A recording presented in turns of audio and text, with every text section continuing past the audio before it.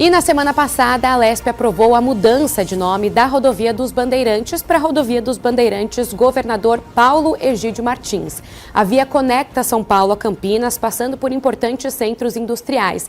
Recebemos aqui nos bastidores o deputado Capitão Telhada, do Progressistas, autor do projeto que trouxe essa alteração. Deputado, obrigada por participar aqui conosco. Obrigado pelo convite. Um prazer, uma honra compartilhar um pouquinho desse projeto e conversar com todo o público que nos acompanha.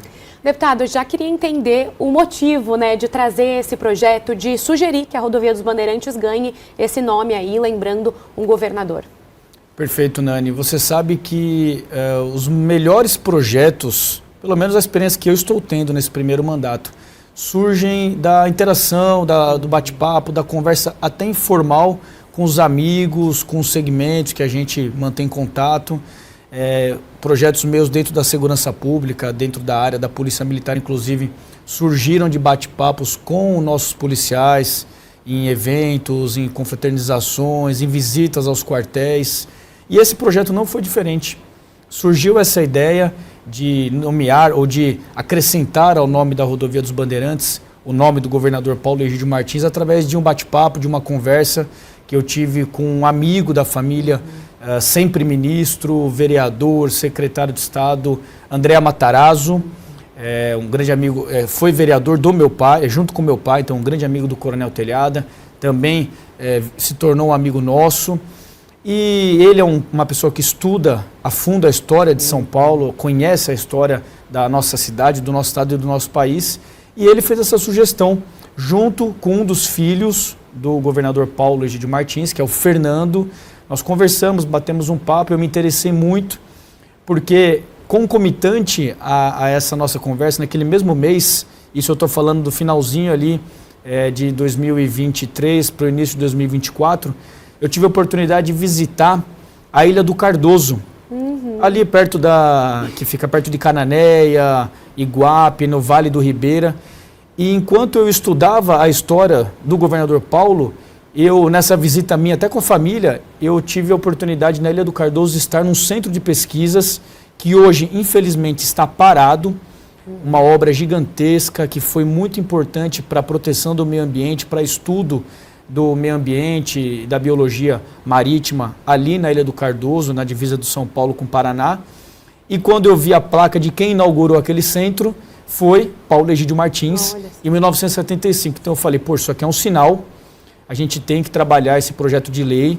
E foi assim que nasceu, de uma conversa com o André Matarazzo, com a família do governador Paulo Egídio Martins, e também abraçado pelo meu gabinete, com o intuito de prestigiar, honrar e dar visibilidade ao legado de alguém que tanto fez pelo estado de São Paulo.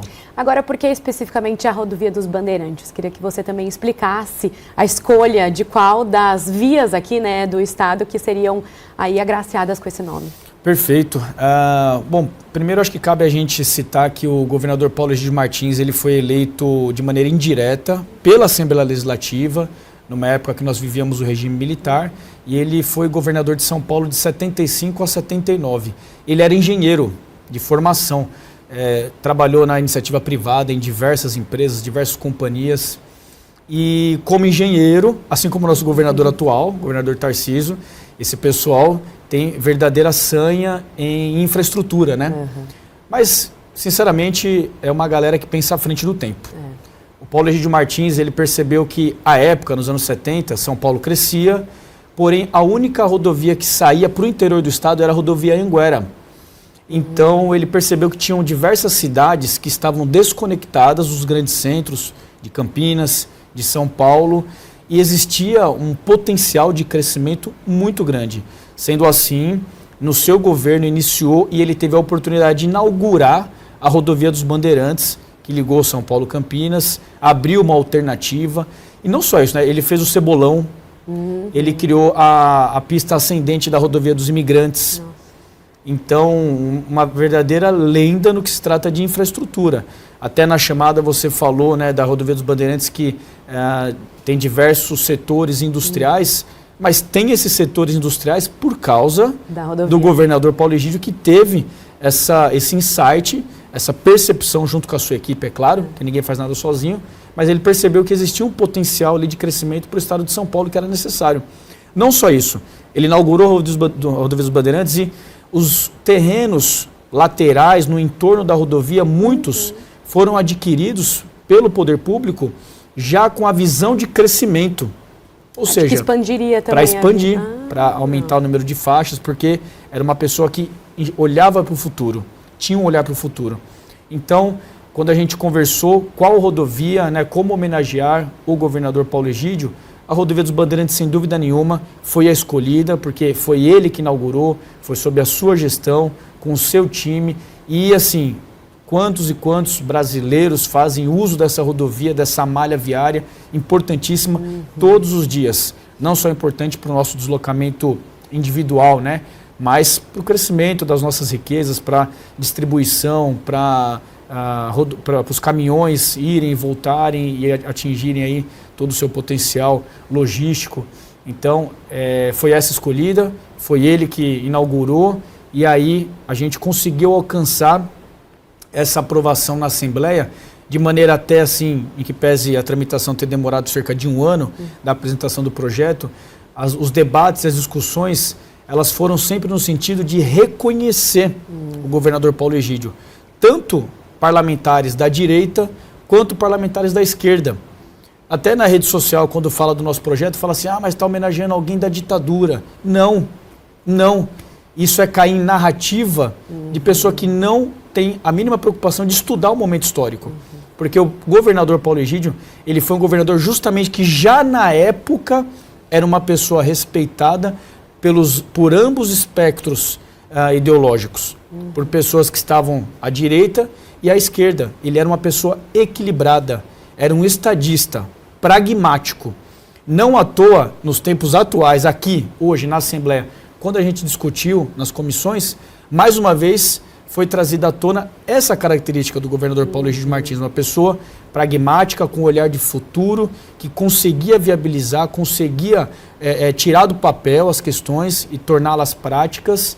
Então, por isso, nós aprovamos. Hoje é uma realidade aqui na Assembleia, somente aguardando a sanção do governador, que eu tenho certeza absoluta que fará jus também, como um grande engenheiro, fará a sua parte para reconhecer o governador Paulo Egídio. Não, muito interessante esse ponto, deputado, porque eu ia questionar justamente sobre isso, né? A gente teve ele como um governador eleito de forma indireta, da época da ditadura, o período em que ele esteve aqui no governo foi um período de repressão, né? A gente tem aí registros de mortes, enfim, mas ele era reconhecido por essa defesa da reabertura, da volta, né, da democracia. Então, eu ia perguntar justamente como é que foi recebida por todos os colegas. Sim. Então, o que você traz pra gente é justamente isso, um entendimento das contribuições dele para além do momento político, né? Exatamente. E você sabe que quando a gente começa a estudar e a ler os próprios registros que o governador Paulo Egídio deixou, a gente percebe que ele próprio coloca como seu maior legado não as obras de infraestrutura, não a Rodovia dos Bandeirantes. Ele mesmo, ele não coloca como sendo o Cebolão, ou justamente a imigrantes, esse acesso para o litoral. Ele diz assim, ele fala que o maior legado do seu governo não será visto pelo povo, porque está enterrado. E por que eu digo isso? Porque as obras no saneamento básico que o governador Paulo Egídio Martins fez em São Paulo foram as maiores do planeta Terra na época. Ele tem esse título de reconhecimento internacional como o governador, o governante, o gestor que mais fez por saneamento básico no mundo naquele período. Não é pouca coisa. Não. Ele pegou um governo de São Paulo, um governo anterior, que tinha 40% apenas de saneamento básico na Grande São Paulo, na região da Grande São Paulo, e ele elevou esse número para 93% de acesso a esgoto, a água tratada e a esgoto tratado. Então, ele conseguiu um feito que muitos políticos até são contrários. Pô, mas eu vou fazer saneamento básico, ninguém vai ver. A gente tem que fazer obra acima da terra para as pessoas verem. Ele fez também, mas o maior legado, e ele mesmo dá esse crédito, né? Eu acho que eu não o conheci em vida, mas pelo que eu conversei com os filhos, ele tinha um grande orgulho desse feito. E é reconhecido hoje nos anais da história, justamente por ter colocado o máximo de potência e energia na Sabesp, que já era a Sabesp da época, colocou uma pessoa competente, um gestor à frente, incentivou a levar esse saneamento básico. Não só isso, por que ele é reconhecido também por todos os aspectos, né, os espectros políticos? Porque ele foi um homem da saúde. O governador Paulo Egídio Martins inaugurou nada mais do que o INCOR, o Instituto do Coração, que até hoje é referência mundial. Está aqui, próximo da Avenida Paulista, no centro de São Paulo, no Dr. Arnaldo. Ele inaugurou 67 laboratórios no complexo das clínicas. Ele inaugurou os hospitais das clínicas, o Hospital das Clínicas de Ribeirão Preto, o Hospital das Clínicas da USP. Ele inaugurou o Instituto da Criança. Ele inaugurou um Instituto ambulatorial. Tudo na saúde. Se você estudar também na época dos anos 70, teve um surto de meningite e um surto de encefalia no Vale do Ribeira. Foi lá o Dr. Paulo Egídio Martins combater esse surto de meningite, combater esse surto que atingia as nossas crianças e conseguiu resolver. Quando a gente fala em pesquisa científica, há pouco tempo na Assembleia, nós tramitamos aqui, debatemos a carreira de pesquisador científico, certo ou não? PLC 9, né? Quem criou essa carreira? Foi ele? Dr. Paulo Egídio Martins. Olha. Era uma pessoa que olhava para o futuro. Então, na agricultura, com os pesquisadores científicos, e como eu citei agora, com o meio ambiente na Ilha do Cardoso, na saúde, com a construção, a inauguração de diversos equipamentos de saúde, na área do coração, da cardiologia, na área da criança, na área da pesquisa, na parte de saneamento básico, na parte de educação. A Unesp é obra do governador Paulo Egídio Martins. Então, eu acho que fica até pequeno esse reconhecimento que a gente faz para ele na Rodovia dos Bandeirantes. É justo, é honesto esse reconhecimento, tem que ser feito, a gente tem que dar honra às pessoas que têm honra, mas fica até pequeno perto de tudo que ele fez para o nosso estado e para o Brasil. Então, é por isso que tramitou. Eu acho que hoje os deputados aqui têm uma maturidade para entender que, em que pese a época, por N fatores, o regime, por algumas décadas, estar no regime militar, sim. Tiveram episódios tristes, sim, aconteceram, mas não foram obra, não foram responsabilidade. Inclusive, no momento adequado em que ele foi interpelado e veio a público, ele assume essas questões que aconteceram na época, Dr. Paulo Egídio Martins. Então, é uma pessoa à frente do seu tempo, que nos deixou lições, que nos deixou verdadeiros exemplos do que é ser um gestor público ligado à realização. E eu sou uma pessoa também pragmática. A gente falava que nos bastidores, alguns parlamentares apresentam projetos, às vezes, para fazer número. Eu vou apresentar um projeto, eu sei que é inconstitucional, mas eu vou apresentar porque eu quero fazer um gesto, eu quero falar que eu apresentei um projeto. Eu, particularmente, eu não trabalho assim. Eu não sei se pela minha carreira militar, eu não sei se por um aspecto pessoal, mas eu me baseio e me inspiro muito nessas pessoas que conseguem fazer a leitura de um cenário e procuram ser o máximo assertivo possível, que pese todas as dificuldades burocráticas que a política vive no Brasil.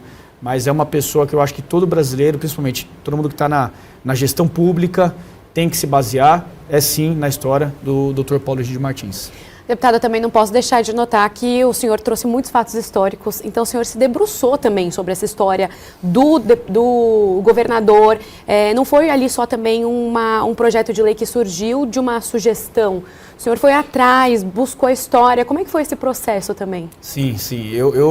É mais uma característica minha. Assim, eu, por exemplo, quando eu vou para uma sessão em plenário, a gente vai discutir o PL 49, por exemplo, que inclusive é real. É um projeto que nós discutiremos em breve aqui sobre a FURP. A FURP. Teve audiência pública ontem. Teve audiência pública ontem, eu participei, não estive presente, mas estava no meu gabinete acompanhei o presidente do Instituto Butantan, o superintendente da FURP, conversando, os deputados todos. Estou me debruçando sobre o tema. Não é algo que eu domino, eu não sou da área de saúde, eu sou da área da segurança pública. Essa eu consigo falar de cor e salteado, porque eu vivi, eu fiz polícia, eu fiz segurança pública. Os outros temas eu tenho que estudar um pouquinho. Mas eu não admito como parlamentar eleito pelo povo paulista, eu não admito que eu vá para o plenário discutir um assunto, mesmo que não seja da minha área, uma área que eu represente, mas eu tenho que saber o que está acontecendo, eu tenho que saber falar sobre aquele projeto, ainda mais projeto que eu apresento. Se eu apresento um projeto para mudar ou para acrescentar um nome numa rodovia tão importante de São Paulo, eu tenho que saber falar a respeito. É inadmissível, eu acho que a gente deve essa responsabilidade para o cidadão que nos acompanha, que votou na gente e que está de olho no nosso mandato. Eu acho que a gente tem sim essa responsabilidade de apresentar um trabalho digno. Então, quando eu for interpelado, quando eu for entrevistado, quando eu estiver na Rodovia dos Bandeirantes, em alguma cidade ali, visitando, trabalhando, e alguém me perguntar, seja num tom crítico, ou seja justamente para saber a respeito, eu tenho que saber falar. Então, sim, eu me debrucei, eu conversei com os familiares, eu estudei, eu pesquisei, não só na internet, mas em alguns documentos oficiais, inclusive. O doutor André Matarazzo me ajudou, passou boa parte do material que ele tinha para mim, a gente discutiu a respeito. E outra, eu acho que como parlamentar também eleito, a gente tem autonomia de receber a sugestão e de fazer ou não. Quantas sugestões eu recebo que eu falo, poxa, isso aqui não está alinhado com o que eu acredito, com o que eu defendo, com os meus princípios, não vou apresentar. Beleza, eu tenho essa autonomia. Eu acho que a gente tem essa liberdade. E foi justamente o contrário. Quando o doutor André trouxe, o Fernando trouxe para a gente o nome, a sugestão, e de maneira superficial eu já estudei um pouquinho e já entendi a respeito do doutor Paulo Egídio Martins, de pronto eu falei, poxa vida, vamos apresentar. Além de ser a sugestão de um amigo, é uma pessoa que merece todos os méritos que a gente tem aqui para homenageá-lo. Por que não, no ato da assinatura do governador da sanção, a gente até providenciar um evento para convidar a família aqui, convidar pessoas que fizeram parte dessas histórias que eu contei. Tenho certeza que muitos ainda estão vivos, seus familiares. Por que não a gente não tentar fazer um ato solene para justamente sanção desse projeto e de fato dar visibilidade a quem esteve antes de nós fazendo sua parte para que o estado de São Paulo chegasse aqui aonde estamos hoje. E como é que foi com a família também, né? Na hora ali dessa sugestão, um dos filhos dele estava presente, mas quando o senhor falou, vou mesmo apresentar, ou nesse momento que foi aprovado, o senhor chegou a conversar de novo com a família? Como é que eles se sentiram? Conversamos antes, durante e depois. Conversamos durante todo o processo, a tramitação. Na virada do ano agora, de 24 para 25, ficaram as comissões demoraram um pouquinho para serem estabelecidas lá, né?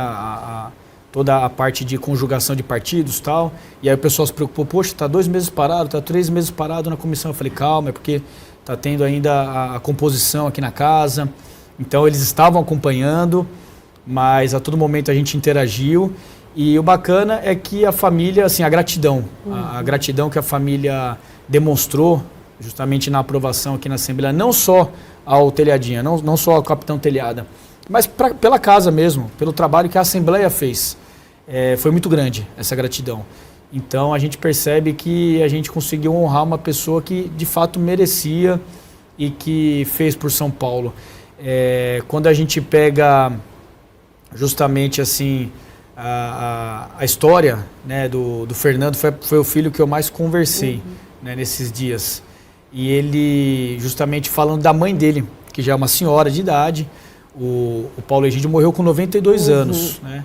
A esposa dele, a senhora Brasília, o nome dela, Brasília, eu não tive contato com ela, mas ele falando da emoção dela ver a homenagem feita ao marido, né? Ao amado dela. Então isso é muito bacana, porque quando fala em família, a gente também transpõe para a nossa família.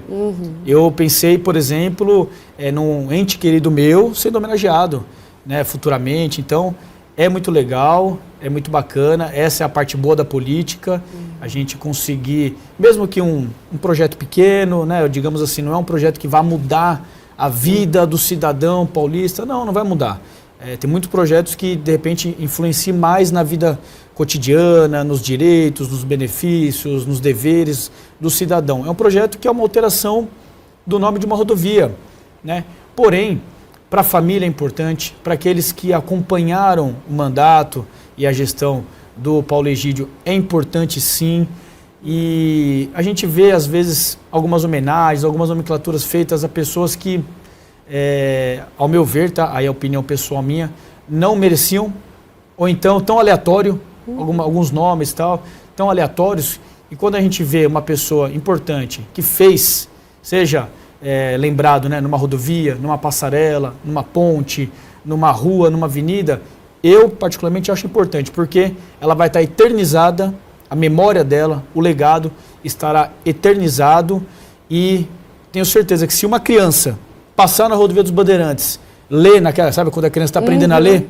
Lê na placa lá, Rodovia dos Bandeirantes, ela vai pesquisar quem foram os bandeirantes, que eles fizeram pelo Brasil e por São Paulo, e vai ler lá, Paulo Egídio Martins, o que ele fez, vai pesquisar o que ele fez. Eu tenho certeza que se uma criança fizer isso e aprender e se inspirar na história do Paulo Egídio, a minha missão vai estar cumprida nesse ponto. Agora, para seguir com alguns outros temas em relação aqui à Assembleia, eu vou aproveitar que o senhor falou da FURP, da questão da FURP, do projeto que foi discutido ontem. O senhor contou um pouco desse seu modus operandi, né, de trabalhar como deputado, de entender mesmo o assunto. Ontem foi a primeira audiência pública em relação a esse projeto. O que o senhor já conseguiu entender dessa questão, só para que todo mundo também entenda, é um projeto que, no texto, prevê a extinção da FURP, mas, de acordo com a Secretaria Estadual de Saúde, passaria, na verdade, a FURP, né, seria uma fusão com o Instituto Butantan. Então, passaria toda essa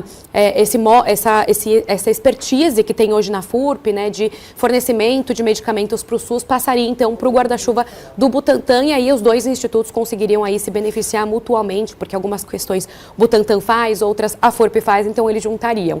Isso foi tudo explicado na audiência pública de ontem, só para deixar todo mundo aqui na mesma página, mas então o que o senhor conseguiu ver sobre esse projeto? Perfeito, Nani. A primeira coisa é assim, eu acho que quando o povo elege um governador, esse governador tem total autonomia, propriedade para executar as suas propostas de campanha. Ele vai ter aquele período, no caso 4 anos, para justamente colocar em prática a sua linha de raciocínio, a sua linha de pensamento e a sua linha de governo. E a gente sabe que o governador Tarcísio é uma pessoa que, primeiro, pensa à frente do tempo. Ele é um gênio. Eu sempre falo isso, o governador Tarcísio é um gênio. E por quê? Porque eu acho? Não. O governador Tarcísio, ele é o primeiro colocado, para você ter uma ideia, no Instituto de Engenharia do Exército Militar, né, no IME. E não só é a primeira nota, o primeiro colocado da turma dele, ele é a nota mais alta da história do Instituto Militar de Engenharia do Brasil. De todos os tempos do Exército Brasileiro. Ele é a maior nota. Ele é o recorde, ele é o 01 de todos os tempos. Não estamos falando de uma pessoa que não sabe o que está fazendo. Absolutamente não. O governador Tarcísio sabe o que está fazendo em todas as áreas e tem time. Então, quando ele propõe a extinção da FURP, que não é a extinção, vamos acabar com as plantas, né? A FURP é uma farmácia popular, produz remédios importantes que chegam, que são distribuídos em equipamentos de saúde públicos, nos mais diversos municípios. Então ela tem a planta, se não me engano, em Guarulhos, em Américo Brasiliense, é isso? Isso. Estudei certo. Estudou. Conheço as duas cidades, conheço as duas plantas. Minha preocupação maior, quando eu me deparo com um projeto desse, eu quero ouvir o que o Instituto tem a dizer. E eu ouvi ontem, todos nós ouvimos. O que, doutor Rogério? Da FURP, né? O Rogério Doutor Rogério, superintendente, o que ele tem a dizer? E ele falou com todas as palavras que vai aumentar a captação de recurso com esse projeto, né, sendo viabilizado. Vai aumentar a captação de recurso, vai aumentar a produção, vai aumentar investimento de pesquisa, vai ajudar não só a instituição, porque ela não vai ser extinta, ela vai ser absorvida, ela vai fazer parte do Instituto Butantan, que já é uma outra entidade, um outro instituto extremamente competente e reconhecido pelo povo brasileiro, pelo povo paulista, por todos os seus feitos. Mas não só isso, a preocupação com o trabalhador. Todos terão o seu trabalho continuado, não terá demissão. Pelo contrário, provavelmente vai ser necessário admitir pessoas, será necessário contratar mais pessoas. Então, quando o superintendente da FURP coloca o seu parecer técnico junto com o seu corpo diretor, e depois a gente vai ouvir o presidente do Instituto Butantan, que também é favorável de acrescentar essas 2 plantas, porque falar em extinção parece que vai abandonar a planta, vai deixar lá, vai ser 2 prédios, 2 esqueletos largados no tempo. E não vai ser isso. O trabalho continuará sendo feito, porém, de maneira mais otimizada, que é o que a gente busca. Cortar custo, nós que somos liberais, que somos conservadores de direita, a gente busca diminuir a máquina pública, diminuir o custo da máquina pública e ser mais eficiente. Então o governador Tarcísio, com essa proposta inteligente, bem escrita, que está aí à disposição para todos lerem, realizarem suas emendas, discutir, nós vamos debater em plenário, e eu vou debater, inclusive discutir em plenário, eu acho que está lá muito claro para todo mundo ver que não tem nada escondido, não tem sacanagem, pelo contrário, é para melhorar a prestação de serviço público, nesse caso um serviço de saúde, essencial para a população, principalmente a população mais vulnerável, que vai ter mais acesso a mais remédio, a mais vacinas e a mais dignidade nos seus tratamentos, no seu posto de saúde, no seu município, mais do que tínhamos até então. Teve uma tentativa de extinção no governo passado, não prosperou, essa é diferente, ela é melhorada, porque teve pessoas competentes à frente que escreveram, então eu tenho certeza absoluta que vamos fazer o devido debate aqui democrático, ouvindo todos os parlamentares, não tem problema. Eu, inclusive, sou vice-líder de governo atualmente, mais uma questão porque eu tenho que estar atento aos projetos, e tenho dúvida nenhuma que, no final, eu acredito que nós vamos aprovar, e eu não tenho dúvida de que será bom para os institutos, para o Butantan e para a FURP, mas principalmente para o cidadão de bem. E agora o último assunto que eu queria abordar é a respeito da LOA, Lei Orçamentária Anual, também é um tema que já está aqui na casa, que tem esse período agora, essa semana termina, o período que os parlamentares podem apresentar emendas. A gente recebeu o deputado Gilmacy aqui na segunda-feira, aqui nos bastidores, e ele acha que vai conseguir aprovar aí até quarta, quinta-feira, né, dia 17 ou 18 de dezembro. O senhor conseguiu dar uma olhadinha? São muitas emendas que foram apresentadas, vai apresentar alguma? Legal. Primeiro eu quero parabenizar o Gilmacy Santos, junto com o nosso presidente André do Prado, pelo orçamento participativo que eles têm feito. A Comissão de Finanças tem andado o estado inteiro, não sei se todos sabem disso, mas nos grandes centros reúne pessoas do povo, vereadores, lideranças, para debater, para discutir. Dali surgem muitas ideias que são adicionadas, sim, no orçamento do Estado. Então é algo muito bacana que a gente faz aqui em São Paulo, que de fato demonstra o quanto que a casa se preocupa com a opinião do povo e vai ouvir lá na ponta da linha, né? São então, 30 cidades, só para que todo mundo saiba. Mais de 8 mil quilômetros que foram percorridos em 3 meses. Não é pouca coisa, né? É bastante. Não é pouca coisa. O parlamentar até tem que abrir mão de atividades até pessoais do seu gabinete para estar percorrendo essa missão aí junto com a Comissão de Finanças. Então, primeiro, parabéns aos deputados que fazem parte da Comissão de Finanças. Da minha parte, né, o capitão Telhada vai apresentar emendas à LOA? Sim, sem dúvida. Por quê? Minha área é segurança pública, eu me preocupo muito, porque eu julgo que segurança pública é a base da democracia. Se a gente não tem segurança pública, a gente não tem saúde, não tem educação, você não sai para ganhar o seu pão do dia a dia, você não consegue viver em sociedade se não houver segurança. E dentro da LOA, a exemplo do que eu fiz ano passado, como eu ando o estado inteiro, Polícia Militar, Polícia Civil, Técnico-Científica e Penal, eu percebo que a gente tem a oportunidade de colocar na lei do orçamento alguns recursos para investimento na segurança pública e, de fato, criar a previsão orçamentária. Então, por exemplo, o ano passado eu coloquei 2,5 milhões para a construção de um stand de tiro em Americana, na cidade americana, um stand para atender todos os batalhões, todas as companhias da Polícia Militar da região, porque não tem, a Polícia Militar não tem um stand em toda a região de Americana. E aí o nosso relator do ano passado acatou esse projeto, então tem a previsão e já está em andamento justamente essa construção desse stand. A mesma coisa para essa LOA, eu vou fazer algumas emendas, farei algumas emendas para Rio Claro, para o batalhão de Rio Claro, farei emenda para a construção da seccional de Avaré, porque é um prédio que está alugado até hoje, um prédio antigo, então já tenho o orçamento em mãos, estive lá com o nosso delegado seccional, me apresentou um projeto, farei essa emenda para que o governo tenha essa previsão e que o ano que vem possa viabilizar a construção de uma nova seccional em Avaré. Então as minhas emendas provavelmente ficarão nessa questão. Investimento, novos prédios públicos, principalmente para atender, primeiramente, as necessidades laborais dos profissionais de segurança pública, quartéis dignos, delegacias dignas para eles trabalharem e, lógico, atender o público, porque se o policial não tem um local digno para atender a população, poxa, como cumprir o seu dever, né, suas atividades ali no dia a dia com excelência? Não dá para a gente exigir que o policial cumpra um serviço de excelência, a gente não está cuidando dele dentro de casa, vamos colocar assim. Então, minhas emendas serão, sem dúvida nenhuma, principalmente na área de investimento, de prever investimentos para edificações e para o bem-estar do profissional de segurança pública, do policial. Deputado, muito obrigada por participar aqui Nos Bastidores, falar sobre todos esses assuntos que abordamos hoje e agradeço a sua disponibilidade. Obrigado, minha querida. Sempre um prazer, viu?